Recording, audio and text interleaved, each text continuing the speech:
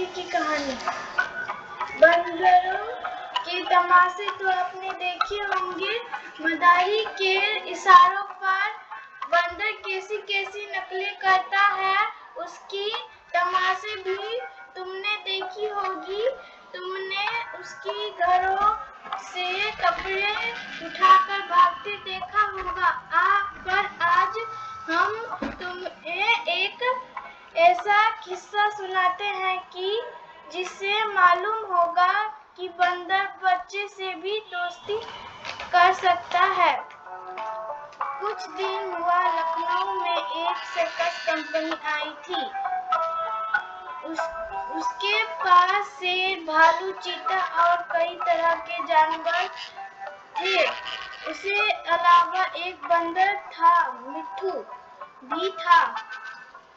बंदरों के बच्चे के झुंड रोज इस जानवरों को देखने आया करते थे। मिट्ठू ही उनमें से सबसे लगता नहीं। उसी बच्चों में गोपाल भी था।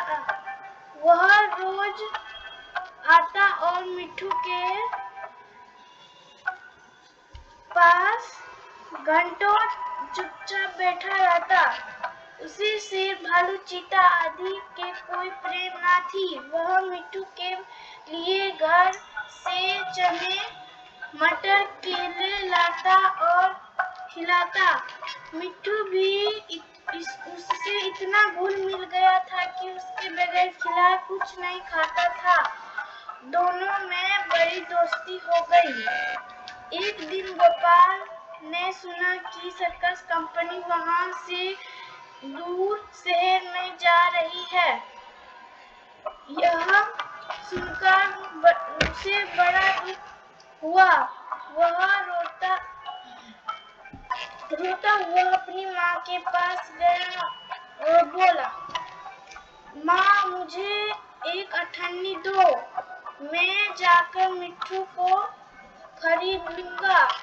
वह ना जाने कहाँ चल जाएगा, फिर मैं उसे कैसे देखूंगा? वह भी मुझे ना देखेगा तो रोएगा। माँ ने समझाया, बेटा, बंदर किसी को प्यार नहीं करता, वह तो बड़ा शैतान होता है।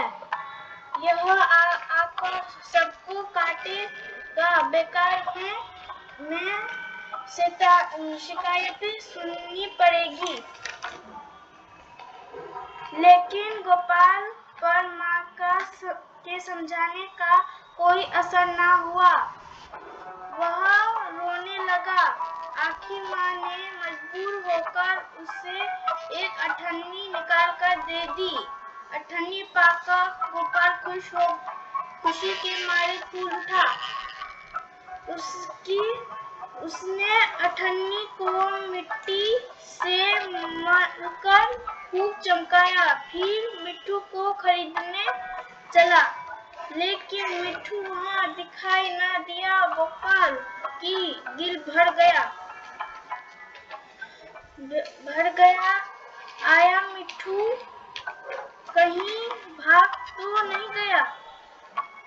मालिक ने अठन्नी दिखाकर गोपाल बोला, क्या साहब, मिट्ठू को मेरे हाथ बेचो। मालिक ने चुपचाप सुन लिया, कोई जवाब नहीं दिया और मिट्ठू को इधर उधर ढूंढने लगा।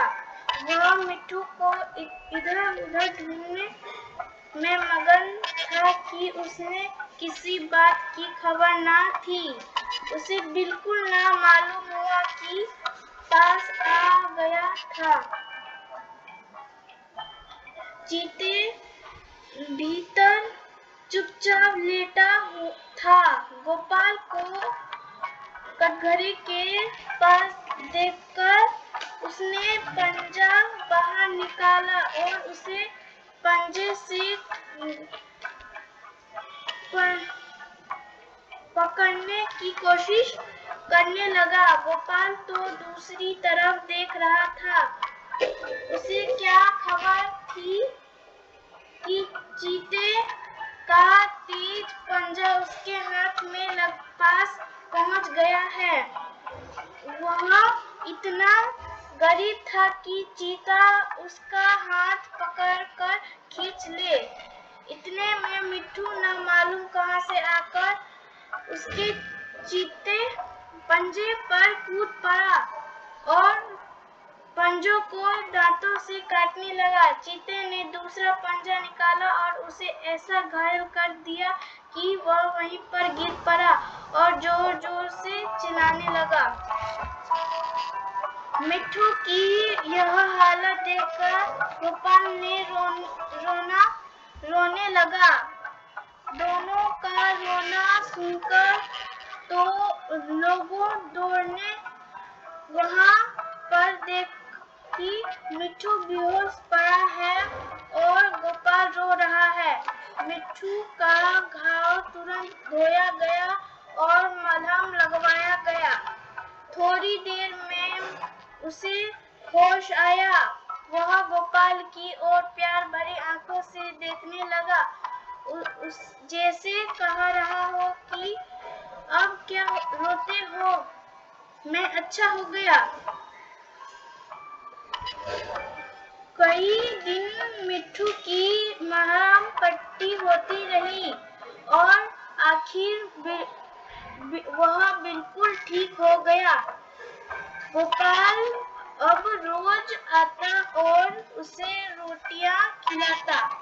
आखिर कंपनी के चलने का दिन आ गया। गोपाल बहुत उदास था। वह मिट्ठू के कटघरे के पास आंसू भरी आंखों से देख रहा था कि मालिक ने आकर कहा, अगर तुम्हें मिट्ठू मिल जाए तो क्या करोगे? गोपाल ने कहा, मैं अपने साथ उसे ले जाऊंगा, उसके साथ साथ खेलूंगा और उसे अपनी थाली में खाना खिलाऊंगा। और क्या? मालिक ने कहा, अच्छी बात है, मैं बिना तुमसे अठन्नी लिए ही उसे तुम्हारे हाथ बेचता हूँ। गोपाल को जैसे कोई खजाना मिल गया हो। उसने मिट्ठू को गोद में उठा लिया, पर मिट्ठू नीचे कूद पड़ा और उसके पीछे पीछे चलने लगा।